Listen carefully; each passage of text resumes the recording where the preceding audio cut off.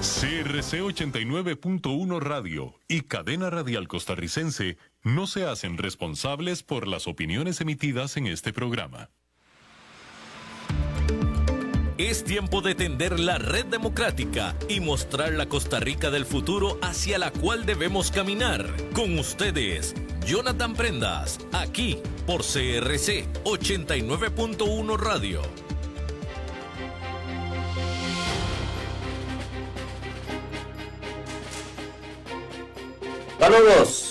Saludos, ¿qué tal mis buenos amigos de Red Democrática? Bienvenidos a una nueva emisión de este programa que ya tiene más de 530 emisiones que usted puede revisar una a una en el canal de YouTube de la Fundación Red Democrática. Ahí están todos los videos debidamente colocados para que usted los pueda revisar, para que pueda informarse y generar y formar su opinión de lo que está pasando en Costa Rica. En la multitud de ideas, de consejos, está la sabiduría de un pueblo que tiene que tomar decisiones en una democracia como la de nosotros, en la que siempre la participación, la escucha activa, la co-creación entre todos podemos hacer de nuestros hogares, nuestros barrios, nuestras comunidades, nuestro país, el mejor lugar para vivir, no solo en el tiempo presente, sino, como siempre hemos dicho, sembrando para que nuestros hijos y nietos puedan tener y disfrutar de la mejor versión del país heredado por cada uno de nosotros. Si usted tira basura en el suelo, sepa que la va a recoger su hijo o hija en un futuro con un clima contaminado, con un medio ambiente desgastado, y así el ejemplo aplíquese a todas las áreas de nuestro entorno social, de nuestro entorno personal, porque eso es así, lo que usted hace siempre tiene una consecuencia en el corto, mediano o largo plazo. Piense en sus hijos y nietos, piénselo 2 veces antes de hacer algo que le pueda causar a ellos un malestar, un mal, una incomodidad innecesaria, solo por acudir a una decisión temperamental de parte de alguno de nosotros, de una decisión pensada con el hígado, como bien dicen nuestros abuelos. Y piénselo 2 veces, cuente hasta 10 si es necesario, y sepa que todo lo que usted hace, ellos lo van a percibir y a sentir en un futuro cercano. El día de hoy, amigos y amigas que nos ven en las plataformas digitales, en Facebook y X, en las cuentas de la emisora, en la mía personal, Jonathan Prendas, y por supuesto en la de Red Democrática, y también en que nos escuchan en la 89.1 FM a lo largo y ancho de nuestro país. Sepan que la familia de Red Democrática en CRC 89.1 Radio sigue creciendo, seguimos haciendo patria, seguimos formando democracia. Venimos con temas muy innovadores en el futuro muy cercano para que todos podamos tener claro que lo que tenemos está bien. No podemos decir que es caótico en todo. Habrán cosas muy malas como la seguridad en este momento. Las acciones no son ni por cercanos suficientes para poder controlar la ola de delincuencia, la ola de homicidio, la ola de inseguridad y de percepción de inseguridad. La educación, que tiene un gran vacío, no de ahora en ambos temas, sino que en este gobierno tampoco se han hecho las cosas a profundidad para resolverlo, y ya llevamos décadas arrastrando esta ancla que está generando un freno al desarrollo y un freno para que nuestros hijos y nietos disfruten de un buen país. La renta que tenemos de prestigio internacional, de esencia nacional, nos está dando para poder salir con la tarea al gasto, como dirían también en el pueblo. Tenemos que hacer algo más para poder hacer de este país algo más dinámico, y por supuesto a partir de ahí es que generamos opiniones y temas que lo pueden poner a usted en perspectiva de lo bueno, bueno o malo está, pero tenemos un referente, un ideal, no una perfección, perfecto solo Dios, pero sí un ideal de acuerdo a la tradición civilista, a la tradición democrática, a la tradición de actividad social que hemos tenido universal, de asistencia universal, de pensar los unos en los otros, de ayudarnos y generar esa posibilidad de ascenso social, gracias a la institucionalidad que sigue funcionando, universidades, seguro social, la parte educativa, que como decimos, todo tiene su necesidad de perfección. No es posible que nos demos por satisfechos con lo que tenemos, no puede ser así y tenemos que trabajar entre todos para hacer que las cosas sucedan, a ser activistas en que las cosas sucedan porque nosotros somos los principales beneficiados y como siempre lo hemos dicho, ya lo estamos repitiendo el día de hoy, hijos y nietos serán los que mayor disfruten de una buena decisión de cada uno de nosotros. Esos temas van a venir en estos días. Y lo ideal en cada uno de los grandes tópicos, los grandes topics del desarrollo nacional, los vamos a tener acá en Red Democrática, ya lo estamos preparando, ya estamos invitando a referentes sin distingo de partido político, esto no es politizado, sin distingo de si está a favor o en contra de un gobierno, eso tampoco nos interesa. Nos interesa poner sobre la mesa los puntos que hay que resolver y hacia dónde vamos a caminar. Hemos tenido una estrategia de desarrollo en comercio exterior desde hace décadas y lo venimos disfrutando en este momento porque ya tenemos, sin distingo del gobierno, algunos sí ponen un freno, como los dos anteriores, y otros que sí van hacia adelante con el tema apropiadamente desarrollado, y en eso nos ha generado buena percepción internacional, atracción de inversiones y demás. Hemos tenido también otras áreas en las cuales hemos logrado una visibilidad y un posicionamiento importante, pero no ha sido así en otras áreas donde depende del gobierno de turno. Se frenan cosas que se habían estado haciendo bien solo porque es de otro partido, se satanizan las cosas y se dicen que las cosas no sirven simplemente porque no se me ocurrió a mí y eso no puede ser. Y sobre eso tenemos que trabajar, tenemos que empezar a dejar de ser tan egoístas en lo político y en la política pública para poder generar acción sobre las decisiones que vamos a disfrutar todos en la educación, en la salud, en la vivienda, en la infraestructura, en la seguridad y así en todos los temas, como por ejemplo la seguridad agroalimentaria, porque no puede ser posible, por ejemplo, en este tema de la alimentación, que nuestros agricultores estén desprotegidos simplemente por percepciones ideológicas que a ellos ni les interesa, ni les viene al caso, simplemente quieren que los dejen producir y eso es parte de lo que necesitamos, madurez política para tomar decisiones que nos beneficien a todos, sin importar quién está de un lado o del otro de la carretera en cada una de las aceras correspondientes.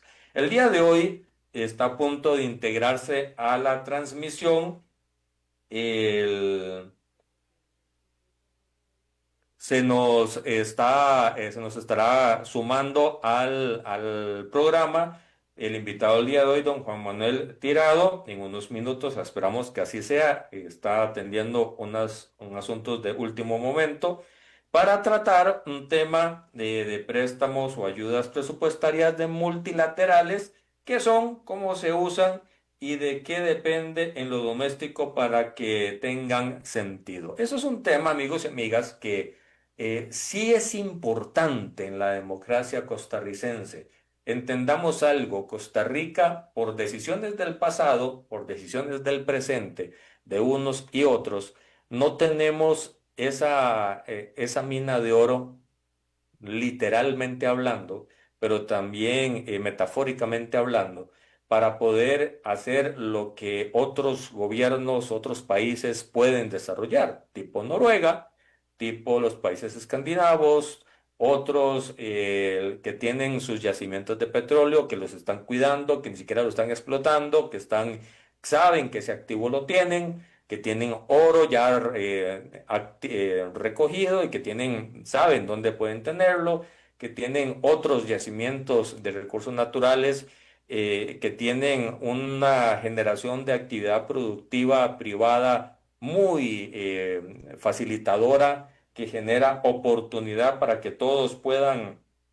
eh, que todos puedan salir adelante y esas limitaciones que tiene nuestro país al no haber sembrado en esa hilera y haber creído que solos podíamos, con nuestra fuerza laboral, podíamos salir adelante, pues nos origina la imperiosa necesidad de desarrollar actividades de apalancamiento financiero, llámense los créditos multilaterales, del Fondo Monetario Internacional, del Banco Mundial, del Banco Interamericano de Desarrollo, de la Corporación Andina de Fomento, de la Alianza Cooperativa Francesa, de otros, del Banco Centroamericano de Integración Económica también.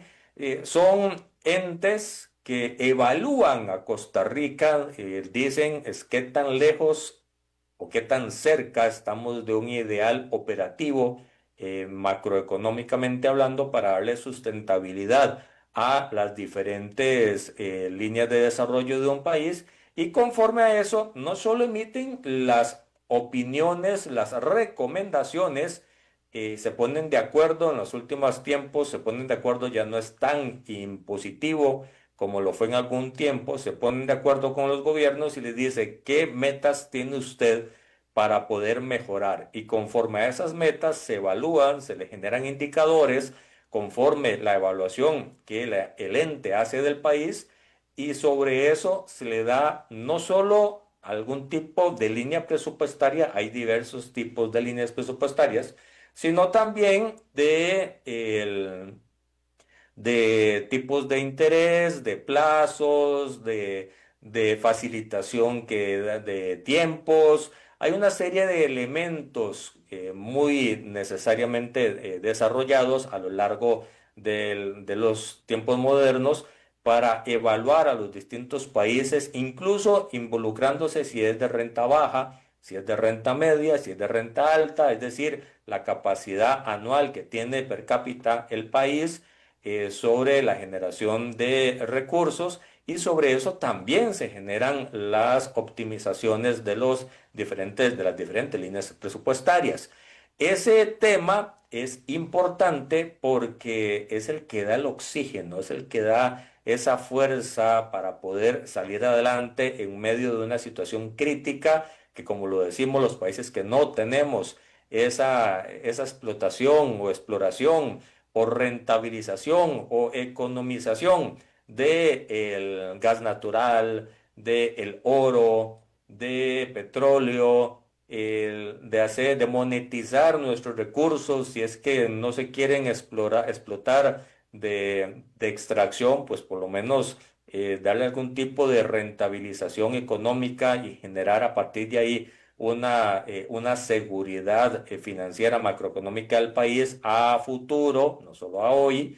Pues esos elementos vienen a condicionar bastante ese tanque de oxígeno, qué tan grande o qué tan pequeño puede ser y en qué condiciones. Para ponerles un ejemplo, en, en Argentina, el presidente Javier Milei, junto con Caputo, el señor Caputo, el ministro de Hacienda, presentan, y el equipo económico, una proyección de acciones de poner la casa en orden y de indicadores de crecimiento en función del manejo presupuestario, en función de quitar trabas para el sector productivo para poder generar indirectamente y directamente mayores ingresos fiscales, y a partir de ahí se genera una evaluación de parte del Fondo Monetario, y desde que ellos llegaron no solo los han felicitado por el tipo de trabajo que hacen, sino que les extienden líneas presupuestarias que les dan oxígeno, porque los pagos de los préstamos anteriores, las tasas de interés, han sido, pues, a ver, muy grandes, no le permiten tener oxígeno para la inversión social, de la inversión país, y a partir de ahí no podían asumir necesariamente el pago de esos préstamos. De hecho, Argentina ha estado en situaciones críticas muy, muy fuertes en su historia cercana por malos manejos de las administraciones que han estado, de la época de los Kirchner, de la época de los Fernández, que han generado pues un muy mal ver administrativo del país. Llegaron ellos con un plan de trabajo que ya lleva año y medio de implementación, y ya les han dado varias líneas presupuestarias muy altas con condiciones muy buenas para poder sacar adelante no solo su proyecto en los indicadores que corresponden, sino para que puedan extender los préstamos próximos a vencer a futuro, cambiando y mejorando, poniendo más blandos las líneas presupuestarias que se estaban generando en ese momento por vencer. Esa es la importancia de tener un ente de este tipo que asista a los países que se estén portando bien, que se estén portando como tiene que ser en su administración interna y que tomen en serio la toma de decisiones no solo legislativa, sino ejecutiva, para que todos los habitantes puedan tener mejores desarrollos en el futuro que se está planteando de cada administración. Es como si todos nosotros no tuviéramos un ente financiero que nos dé créditos. ¿Qué haríamos?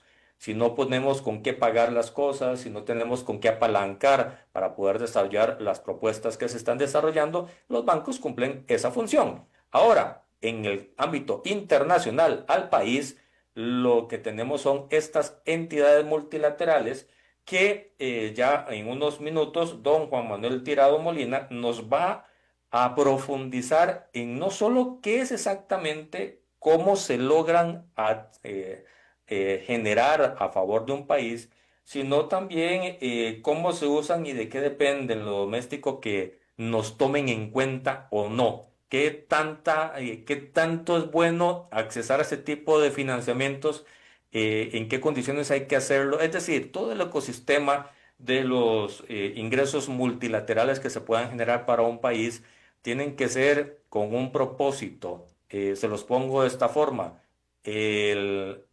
Instituciones como Acueductos y Alcantarillados tienen ayudas internacionales, presupuestos, préstamos para poder desarrollar alcantarillado y nuevas fuentes de toma de agua que están ahí sin usarse. Y estamos pagando mes a mes por esa plata que no se está usando. Todavía hoy eso es así. Y eso no puede ser porque nos está encareciendo nuestra cartera de inversión. Pero para todo eso, don Juan Manuel Tirado Molina, experto nacional e internacional del tema, que conversa muy frecuentemente con absolutamente todos los organismos internacionales habidos y por crear, está ya con nosotros para poder dimensionarnos. Y Juan les estaba explicando el caso Argentina de forma tal vez un poco liviana, no tan profundo como lo puedes hacer vos, y lo estaba desarrollando que es importante tener estas fuentes de inversión, estas fuentes de apalancamiento país para poder salir adelante. Pero explicándonos más profundamente, por favor, y bienvenido a esta que vos sabes es tu casa. Desde el programa número 1 es tu casa y seguirá siendo hasta que Dios nos lo permita. ¿Qué es un préstamo multilateral? ¿Cómo un país accede a este tipo de ingresos para poder generar estabilidad país? Bienvenido, Juan. Está apagado el micrófono.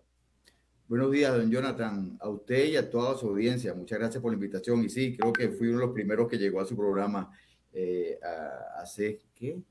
2 años y medio ya. 2 años y medio, ¿no? Sí. Le quería comentar, y estaba chequeando un poco lo que usted dijo ahora de la IA, pero voy a volver a su pregunta.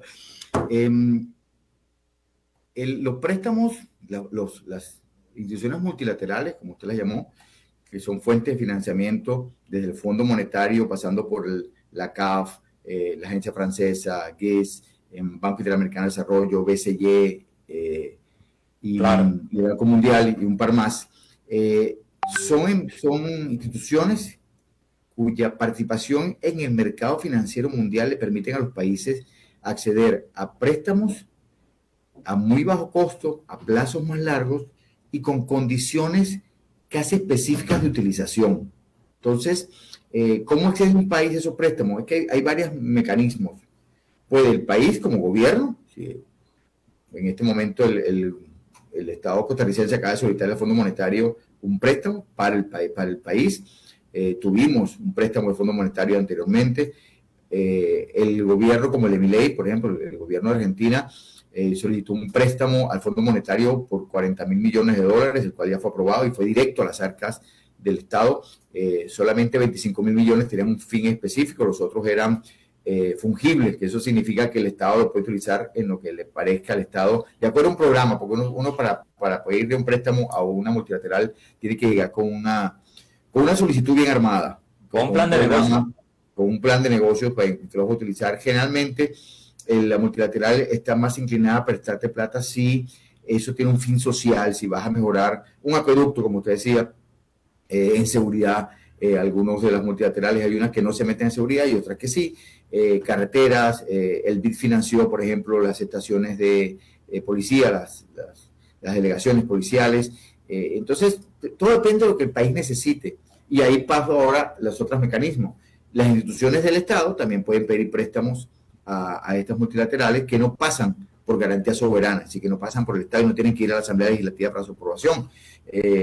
Por ejemplo, Incofer pudiera pedir un préstamo, el AIA pide préstamos, hasta el Ministerio de Educación a veces recibe ayuda técnica. Y ahí voy a la tercera parte, ayudas técnicas. Las ayudas técnicas que no son préstamos, son estas mismas organizaciones le prestan a las instituciones del Estado fondos o personal para que hagan un estudio. Por ejemplo, si el MEI quisiera saber las pymes cómo están y entrar en un proceso de revisión de pymes lideradas por mujeres, jefas de hogar, con hijos menores de 7 años o algo así, una multilateral pudiera prestar el personal o la plata para hacer ese estudio y ver cómo pudiera hacer un préstamo luego para ayudar a esa población. Entonces, los mecanismos son muy diversos para acceder a esos préstamos. Entonces, así que depende de la necesidad del país, la necesidad de las instituciones públicas y el plan, como usted lo mencionó, el plan de negocio que tenga el país a largo plazo.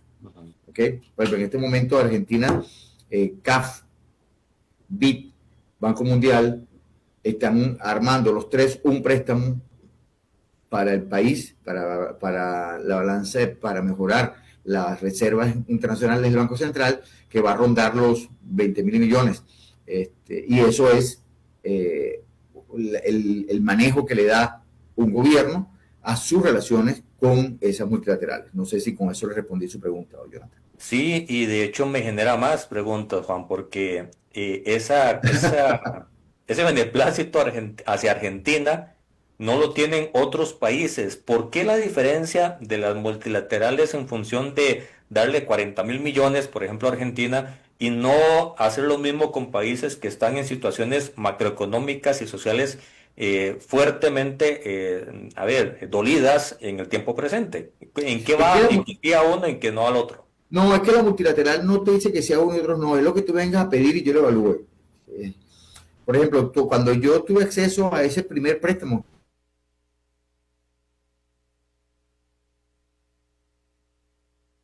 Juan, creo que, no sé si en cabina eso lo pidió Macri en su gobierno, Ahora sí. al primer país. Ahora sí, perdón.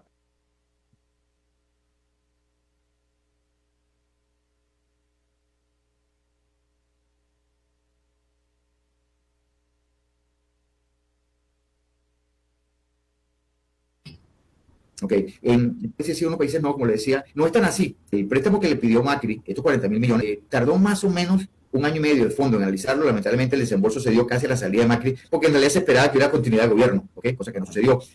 Pero como le pusieron fungible al préstamo, el gobierno que vino después de Macri, y digamos que sobre los errores se aprenden, hizo un uso indebido de parte de esos fondos. ¿Qué hizo el gobierno de Milei?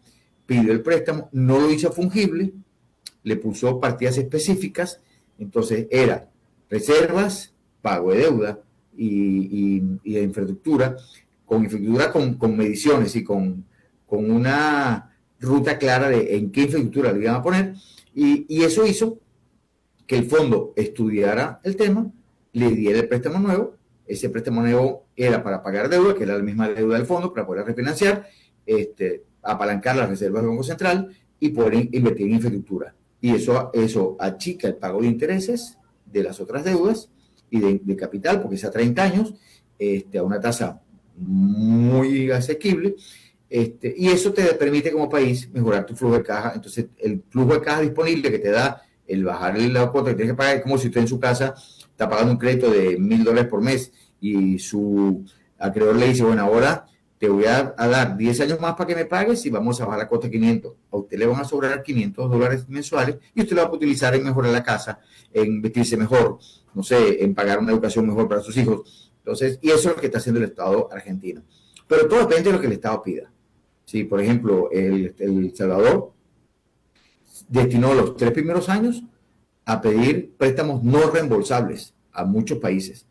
Algunos países se lo dieron, ¿ok? Porque el préstamo no reembolsable es que no lo vas a pagar. Pero ese préstamo no reembolsable lo enganchaba a resultados. ¿Sí? Este préstamo es para construir un estadio, este préstamo es para construir una rotonda, este préstamo es para construir un hospital. Y se construyó el hospital, se construyó la rotonda, entonces el organismo que te dio el préstamo no te lo cobra. Pero en este momento, por ejemplo, El Salvador tiene un préstamo de la CAF muy grande, creo que es uno de los más grandes que ha hecho la CAF en la región, en la región centroamericana, para el tema de fibra óptica y de conexión de 5G.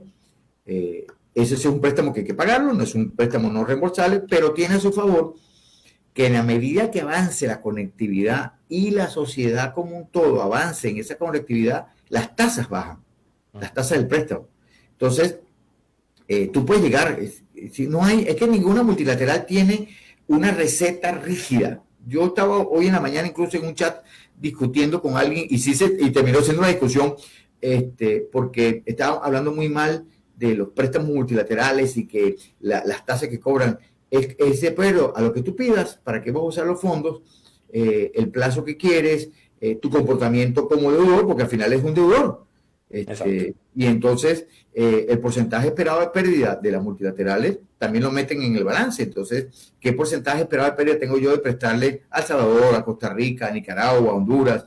Entonces, todo eso es un cóctel que se mete igual que un banco, pero con tasas más bajas, porque la fuente de financiamiento de esas multilaterales, incluyendo el Fondo Monetario, son fuentes de financiamiento mucho más bajas y mucho más estables que la fuente de financiamiento de una entidad financiera cualquiera. Porque por eso las tasas tienen esa distorsión a veces.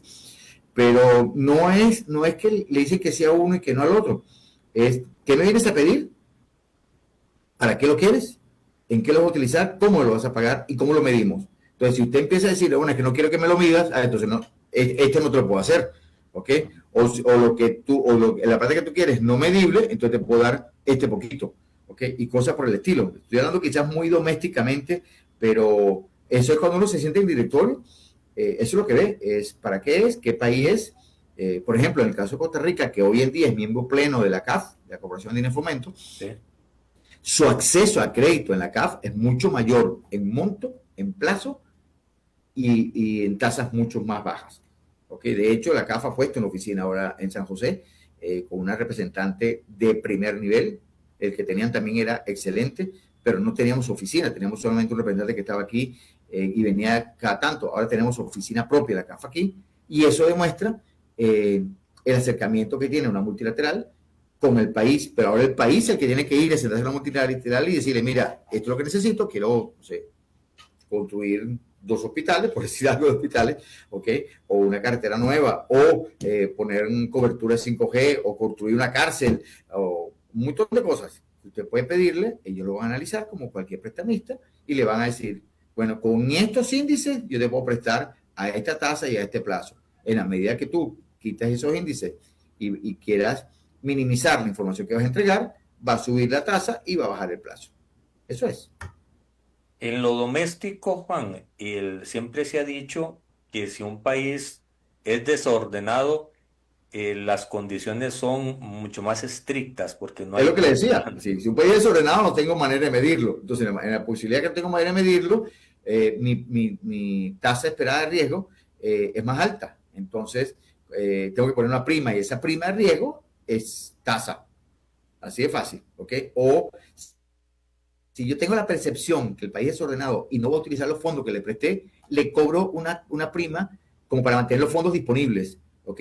Porque sé que no eres muy eficiente y como no sé cuándo me vas a usar los 20 millones, los 15, los 5 que te di, pero tengo que tener parado sin ganar y barco parado no gana flete, y estoy dejando prestarle a otro país que sí necesita la plata, alguien tiene que cubrir ese costo. Y ese costo lo cubre el país que pidió la plata y haya sido desordenado en la utilización de la plata. Y eso le cuesta plata al país.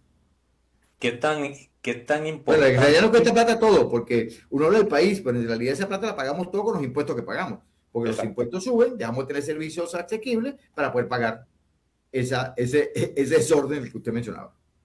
Juan, ¿es buena idea tener líneas abiertas o estar pidiendo esos préstamos? Hay que hacerlo con prudencia. Los montos, entre más mejor o es mejor ir controlando pequeños. ¿Cómo es ese manejo ya carpintero de los créditos? Mire, esto quizá lo va a llevar a un plano doméstico. Eso es como un préstamo en su núcleo familiar. ¿Okay? Si yo quiero construirme una casa, ponerle baños grandes, una buena cochera, es preferible buscarme un buen prestamista que me va a prestar toda la plata a un buen plazo, quizás contra desembolsos, contra construcción, y irle pagando y tener focalizado mi negocio con un solo prestamista con quien me le convierto en un buen cliente, confiable, buen pagador y ordenado. Pero para eso tengo que tener un plan. Entonces, ¿qué significa? Tengo que tener los planos de la casa que voy a construir, el terreno donde lo voy a construir, tengo que haber sido ordenado en esa solicitud. Mientras más desordenado sea, yo decir, yo puedo llegar a cualquier prestamista y decirle, mire, que yo quiero construir una casa, necesito 1 millón de colones. Y él me va a decir, bueno, ¿y dónde es la casa? Ah, no sé, en Heredia. Entonces te va a prestar 500. Cuando sepa dónde vas a construir la casa, te presto los otros 500. ¿Okay? Esto es igualito, funciona exactamente igual. Yo soy partidario, y quizás usted me escuchado antes, de, por ejemplo, en el caso de una deuda pública, que es lo que va a ser mi ley a partir de agosto, es tomar un préstamo muy grande, cancelar los préstamos de corto plazo y tirar toda la deuda a más allá de 25 años plazo con una tasa a la mitad de la tasa que esté pagando hoy en día. ¿Eso es posible conseguirlo? Sí. ¿Hay que negociarlo? Sí. ¿Con qué? Con índices de medición. Sí. Con entregándole a tu prestamista, diciendo, mira, yo necesito esto para pagar la deuda, para bajar mi costo de deuda, llevar esto a más largo plazo, con esto que voy a hacer y entregar, y midámoslo juntos. Entonces, y con esa medición, sigo pagando tasa. En la medida que esa medición cambie, me cobras más tasa o le pones un cap, entiéndase que me vas a pedir precancelaciones y yo tendré que salir corriendo ahí como busco esa plata para pagarte si no cumplo lo que te ofrecí a cumplir. Porque hay que acordarse, cuando uno es deudor, no importa si usted es país, persona, compañía, si usted es deudor, usted se comprometió con alguien a pagarle en plazo y forma de acuerdo a un plan de inversiones. Entonces, pensar que alguien porque te está cobrando es el lobo feroz, no. Él está cobrando un acuerdo que hicimos, en el cual estuvimos de acuerdo los dos, con tasa, plazo, monto y condiciones. Cuando una de las dos partes quieren cumplir esas cosas, entonces tú eres el malvado, bien sea el prestamista o el deudor, es el malvado, es el que se está portando mal en la relación. Y por eso esas relaciones hay que cortarlas. ¿Cómo la cortas? Pide una precancelación del préstamo o no te presto plata más nunca. O te quito los bienes que me diste en garantía. ¿Okay? Y me salgo de ejemplos de la región. Venezuela en un momento pidió un préstamo a China en condiciones fabulosas, pero tenía una garantía ese préstamo. Venezuela iba a dejar de pagar el préstamo y le mandaron una carta con todo el país, si usted no nos paga en tal fecha, yo le voy a quitar esto, que está dentro de las garantías que usted me dio para el préstamo. No pagaron, se las quitaron. Es que tiene que ser así, porque no es, yo quizás soy muy pragmático en el tema de la plata. Es que la plata que yo presto no es mía, además. Sí, las multilaterales cuando te prestan plata, no te están prestando plata de que el gerente país lo tiene en su casa. Te están prestando la plata. Sí, a Costa Rica le prestan plata de Honduras, que Honduras colocó en el BID, en el BCE, en el Banco Mundial, en el Fondo Monetario. O los derechos especiales de giro, que es lo que nos está prestando el Fondo Monetario ahora, no son más nada que mis cuotas depositadas como país, depositadas en el fondo. Y el fondo le presta a un país el equivalente a esas cuotas. Y entonces, el fondo es responsable ante Honduras de que Costa Rica pague. Porque esa plata no es del fondo, esa plata es de Honduras. Con los bancos pasa lo mismo, con los bancos privados, los bancos públicos, las sociedades financieras. Lo que te presta la entidad financiera es lo que un depositante confió en manos de ese intermediario financiero. Entonces, no es que a un país se le diga que sí, a un país se le diga que no, o que somos más malos con este y más feos con el otro. No, es simplemente pídeme qué necesitas en tiempo, forma, plazo y condiciones y yo te las estudio. Esas condiciones, Juan, con las multilaterales, el país tiene que aceptar lo que la multilateral le dice, esto lo que tienes que cambiar y ajustar en el país para poder para poder tener el crédito a futuro, o el país dice, me comprometo a reducir esto, hacer aquello, ajustar esto y comportarme bien con esto otro. Es lo segundo. Ninguna multilateral, ninguna, y eso es un mito que hay, ninguna multilateral le dice a un país, para prestarte tienes que. No, el país llega y le dice a la multilateral, necesito esto para construir una carretera. Y la multilateral lo que te va a preguntar es, ¿de dónde a dónde va la carretera? ¿Cuáles son los estudios? ¿Cuánto vale? ¿Cómo hacer cartel de licitación de la carretera? ¿Ok? Pero si no hay nada, si tú te sientas y dices que tenemos un terreno que va, no sé, de Talamanca a Siquirres, y ahí quiero hacer una carretera. Entonces, quizá la multilateral lo que te diga es lo siguiente, bueno, yo le puedo hacer un préstamo reembolsable para una ayuda técnica para estudiar la factibilidad de esa carretera y a qué sociedad usted va a impactar. Porque si usted no va a impactar a nadie, no te la puedo prestar. Y justo le voy a poner un caso, me voy a salir de la región, voy a poner un caso en Argentina. Argentina pidió un préstamo para hacer un prototipo de un avión, un IA-1000, en la época kirchnerista. ¿Ok? Y presentó planos para construir ese avión. No construyeron ninguno. Ninguno. ¿Qué hizo la multilateral que les prestó la plata? Le dijo que no le prestaba más. Porque yo te presté para hacer algo, lo gastaste en un montón de cosas, menos en construir el avión que iba a construir con la plata que yo te presté. Entonces ahora el gobierno argentino, con su propio presupuesto, tiene que sacar el prototipo del avión y fabricarlo para con eso volver a la multilateral y decir, bueno, ahora ya lo hice, ya cumplí lo que el gobierno anterior no hizo, yo lo cumplí, ahora necesito que volvamos a conversar.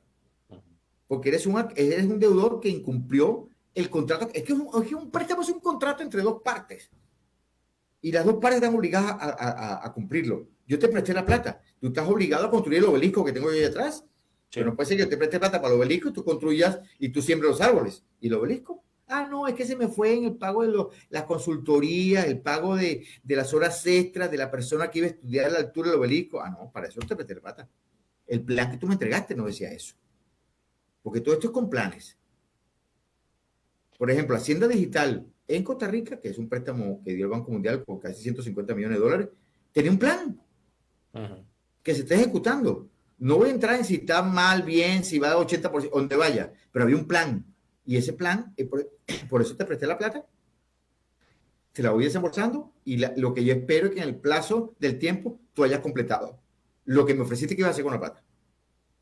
De hecho, Juan, en la época, en la asamblea hace un par de años, 3 años, cuando estábamos ahí, era común ver en la Comisión de Ingreso y Gasto Público instituciones, y ya no hablamos de país, sino de instituciones, como vos decías, que pueden ir, tocar la puerta, de entes internacionales. Veíamos instituciones con dineros solicitados, ya asignados, aprobados, asignados en arcas, y que no se estaban usando. Ese tipo de préstamos, ¿qué tan caro le sale al país en todo sentido? Muy caro, no, muy caro. Sí. Eso es parte del desorden de una administración, y no importa cuál sea la administración. Por eso hablé de Argentina, de Honduras y de El Salvador. Porque si yo le pido a una multilateral con un programa para el préstamo, que ese programa tiene un nombre, ¿ok? Yo le pido a la multilateral con un programa que yo hago, un préstamo, para, no sé, meter tuberías, ¿cómo se llama? Hay un intermediario, el AIA construyó unos trasegos de agua servidas a agua potable, ¿ok? Para eso se había pedido un préstamo. Una administración que lo pidió nunca comenzó la construcción. La multilateral no te da la plata, pero te cobra por tener la parada ahí. Es uno de los préstamos más caros que tenerlo allá. La administración pasada comenzó a construir esas intersecciones y esta administración lo acaba de terminar, ¿ok? Pero es un préstamo que tenía más de 7 años, ¿ok? Que se pidió se aprobó y la multilateral dijo, bueno, aquí está la plata. ¿Cuándo empiezas? Mañana. Te di este pedacito para que empieces. Ah, pues no empezaste, no te puedes seguir desembolsando. Es que las multilaterales tampoco son irresponsables. Ellos vienen a medir porque tú le dijiste que iba a construir algo. Los préstamos fungibles son los que tienen poca supervisión, pero los préstamos que son específicos tienen una supervisión férrea de parte de todas las multilaterales. Que el Fondo Monetario te presta a ti para que tú mejores la balanza de pago del país o mejores las reservas del Banco Central, una vez que te lo den, a los 6 meses van a venir. Si el FLAR te presta a ti préstamo para el Banco Central y el FLAR va a pedir al Banco Central que le mande los balances a ver si está haciendo lo que dijo que iba a hacer.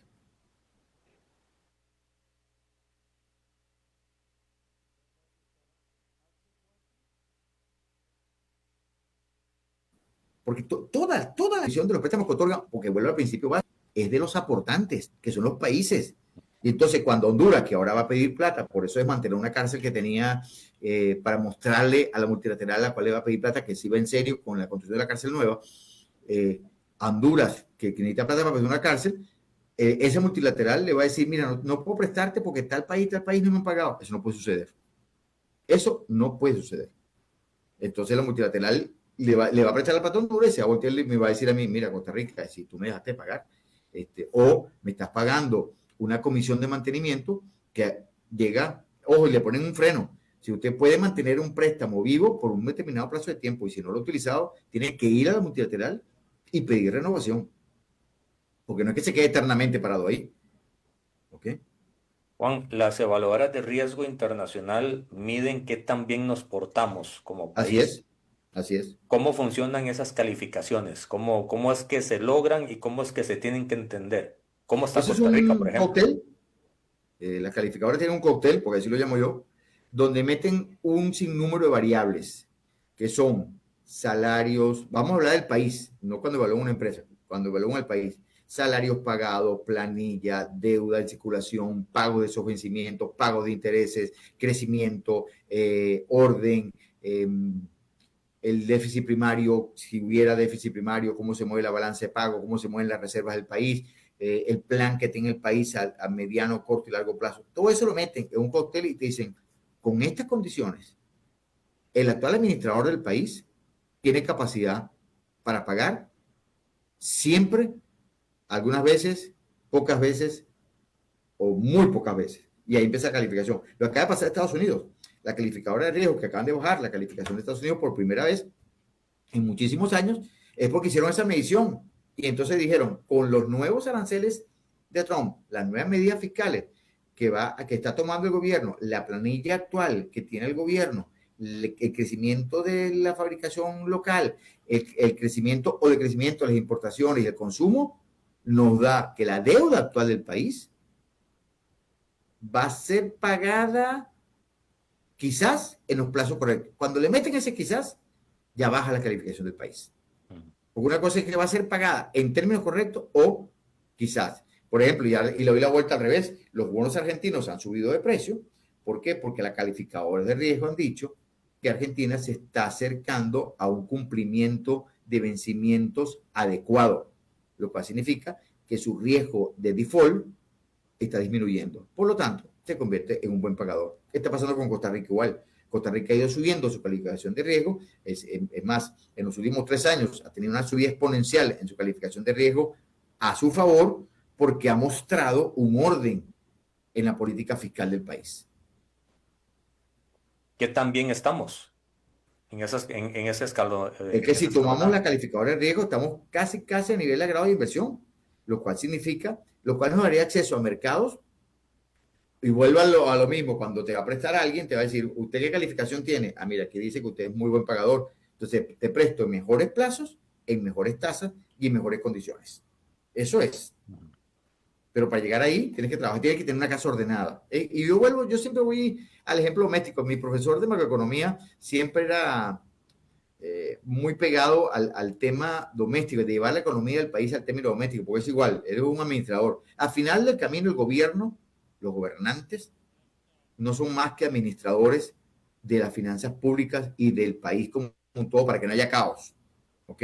Yo no soy partidario de esos que dicen que no debería haber gobierno, que el gobierno no sirve, no para nada. El gobierno es quien mantiene el orden en una sociedad que interactúa dentro de varios temas. Entonces el gobierno suple escuelas, suple carreteras, suple comunicaciones, suple seguridad, suple educación, suple seguridad social, ¿okay? Dentro de una normativa, y los ciudadanos tenemos que cumplir la normativa para que todos podamos tener lo mismo. Y el ejemplo es el mismo: si yo dejo de pagar mis impuestos, entonces el gobierno no va a tener para hacer la carretera y no va a poderle pedir prestado plata a la multilateral para que el gobierno construya más carreteras. Así es fácil, porque entonces ahí vamos con el déficit, la ilusión y la evasión. ¿Por qué el Banco Mundial le presta plata a Costa Rica para montar Hacienda Digital? Para reducir la ilusión y la evasión, porque a la medida que el país reduce la ilusión y la evasión, tiene más fondos para el desarrollo de la sociedad como un todo y le puede pagar a la gente los préstamos que tiene. Eso es la ecuación. En dos platos, Juan, lo que estás diciendo, y es así. No le escucho, Jonathan. ¿Me escucha, Juan? ¿Ahora sí? No, ahora sí, ahora sí. Ok.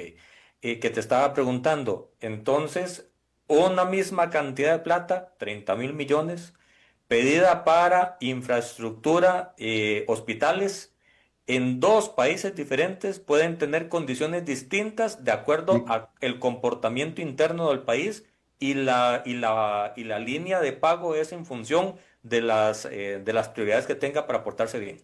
Totalmente, totalmente.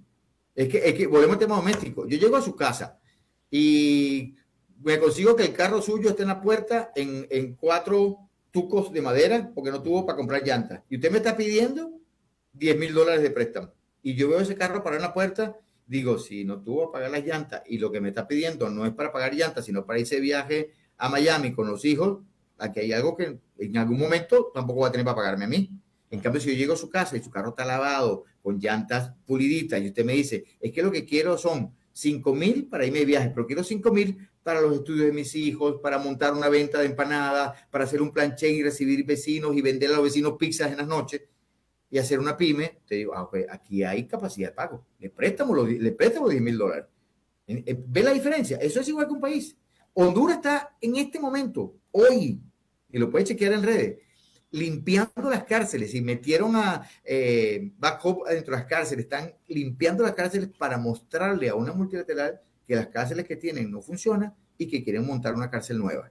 Y esa cárcel nueva ya tiene el terreno, y entonces le van a dar una ayuda técnica para el desarrollo de la cárcel y luego construirla. Pero si tú no me dices que te estás ordenando, no tengo cómo prestarte lo que tú quieres por lo que tú quieres, porque me has demostrado que no eres ordenado. Juan, el último punto para evaluar en este programa, relación deuda-PIB. En los medios de comunicación se habla mucho de ese tema, de esa frase. ¿Qué significa y hasta dónde puede un país estar endeudado para poder ser eficiente? Yo ahí tengo una divergencia mental, y quizás viene de mi profesor Cavallo cuando me daba clases de macroeconomía, y de Miguel Rodríguez en el IESA en Caracas, porque el PIB es el número que refleja la posición del país, y es el número que debería reflejar la posibilidad que tengo yo de pagar todas mis acreencias, ¿ok? Eso es pragmáticamente hablando. Pero si nosotros tomamos los países más desarrollados, Estados Unidos es uno de ellos, siempre han estado su porcentaje de deuda sobre el PIB siempre ha estado mucho más alto, porque tienen una sociedad, y ahí es donde yo entro en mi propia apreciación, porque no todas las sociedades son iguales. Entonces yo no puedo tener un mismo termómetro para medirlos a todos, porque aunque todos pueden tener fiebre, hay gente que su temperatura siempre está por encima de 38.5, y hay gente, mis 2 hijos, por ejemplo, sus temperaturas son diferentes. Tú le miras la temperatura a mi hija y ella siempre está un poquito más fría que mi hijo siempre está un poco más caliente, ¿ok? Entonces no puedo tener la misma sensibilidad para analizarlos, ¿ok? Dicho esto, es recomendable que la relación deuda-PIB esté por debajo del 60%, sí, porque eso teóricamente te da un gap para poder invertir en desarrollo social, en desarrollo sostenible y en un montón de cosas más, ¿ok? Pero si tu sociedad no es productiva, no es eficiente y no tienes generación de empleo y por ende no tienes generación de impuestos, no importa tu relación deuda-PIB. Tú puedes tener una relación deuda-PIB del 40% el país africano, que la relación deuda-PIB es 40% sobre el PIB y tienen el 48 o el 52% de su población pasando hambre. ¿Ok? Entonces, esos son los parámetros que a mí me hacen ruido en la cabeza, porque lo que tiene que buscar un país es que tener los ingresos suficientes, el control suficiente y el orden suficiente para que su población coma, tenga educación y tenga salud y seguridad todos los días. Y eso se logra con orden, como un buen padre de familia. Usted lo que tiene es, y lo dice la Biblia, es un mandato de mayordomía. Los creyentes que sabemos que Dios puso orden en el mundo, dejando instrucciones claras, sabemos que la mayordomía, la diligencia y la eficiencia es la clave del éxito. Entonces, los gobernantes tienen la responsabilidad de la mayordomía y nosotros, los gobernados, tenemos la responsabilidad de respetarlos y de pagar todos los tributos que nos coloquen, porque están ahí para que todos convivamos bien, y tenemos también el deber de reclamar cuando no están siendo bien utilizados los tributos que pagamos nosotros, y por eso es que elegimos gobiernos en los países democráticos cada cierto tiempo, donde podemos decirle al que se va, no me gustaste, o darle continuidad, que se quede porque sí lo hiciste bien. ¿Ok? Entonces, esa es mi respuesta. Yo la uso como un indicador, ¿ok? Pero del otro lado, yo busco los indicadores de desarrollo del país, de conectividad, efectividad, productividad, y ahí es donde hago el match, de si este número de deuda sobre PIB hace match con el desarrollo del país. Y ahí hacemos un paréntesis, Juan. Y en aquel momento, en los años previos a conversábamos en diferentes momentos vos y yo, y siempre estaba el tema sobre la mesa de parte de otros actores políticos de si más impuestos iba a permitir una mejor capacidad de pago, o si era una generación para el sector, para producir, para que el sector productivo pudiera generar riqueza, el que pudiese ser la válvula principal para que el país saliera adelante. Esa dicotomía de vías es lo que cada país tiene que ver, hasta dónde cada uno puede encontrar la mezcla perfecta para salir adelante, pero no siempre más impuestos significa más desarrollo. No, para nada. Es que ahí es donde vamos. Cuando yo quizás voy a ser monotemático con el préstamo del Banco Mundial para Hacienda Digital y con las palabras del Fondo Monetario, ¿ok? Ambos coinciden en que mayor impuesto no es un índice de desarrollo. Mayor impuesto no significa que tú vas a solucionar los problemas. Tienes que ser eficiente en la recaudación de lo que tienes. Tienes que crear una conciencia social de que todos somos partícipes del desarrollo del país y, por ende, bajar la ilusión y mantener un pago correcto de impuestos. Fíjense que en Argentina, a partir del 1 de julio, usted puede matricular su carro en cualquier provincia. Antes, si tú comprabas un carro en Buenos Aires, tenías que sacar la matrícula en Buenos Aires, y Buenos Aires es la provincia más cara de impuestos. Pero ¿por qué hace eso Argentina, que tú ahora puedes matricular en cualquier sitio? Porque le está diciendo a las alcaldías y municipalidades, usted tiene que ordenarse, usted tiene que ordenarlo con los ingresos que tiene el desarrollo, y luego venga y pídame plata. No pídame plata para pagar su desorden, ¿ok? Entonces, el tema es que si no creamos conciencia social, y Hacienda Digital lo tenía dentro, y el Fondo Monetario lo dijo en su última revisión, que tenemos que crear la conciencia social en nuestra sociedad, que el gobierno como tal es un administrador de nuestros recursos para nuestro bien y el de toda la sociedad. Yo tuve el otro día un almuerzo, y don Jonathan, le voy a hacer ese ejemplo, donde una de las cosas que le dije a la gente en el almuerzo es que teníamos una diferencia abismal de concepto entre ellos queriendo hacer solo plata y yo queriendo que haciendo plata pagaran impuestos y desarrolláramos el país. Entonces, ahí es donde radica la diferencia. Si yo pienso solo en mí y que, entonces no pago impuestos, o hago ilusión, o como aquel vende contrabando, yo también vendo contrabando, entonces nunca vamos a tener un país sostenible. No hay gobierno que pueda hacer eso. Claro. Entonces, lo que tenemos que pensar es, como ciudadanos, como en mi caso, como creyente, y creo que en el suyo también, don Jonathan, que nada de esto nos lo vamos a llevar cuando nos vayamos. Entonces, debemos crear una sociedad digna y justa para todos, y eso se logra cumpliendo nuestros deberes y derechos. Si no, vean el caso de Venezuela o de los vecinos. Juan, muchísimas gracias. A usted, don Jonathan, y disculpe el atraso. No hay problema. Gracias a todos ustedes que han estado en sintonía. Mañana, 10 de la mañana, no se lo pierda. Más de Red Democrática. Vale, buenos días.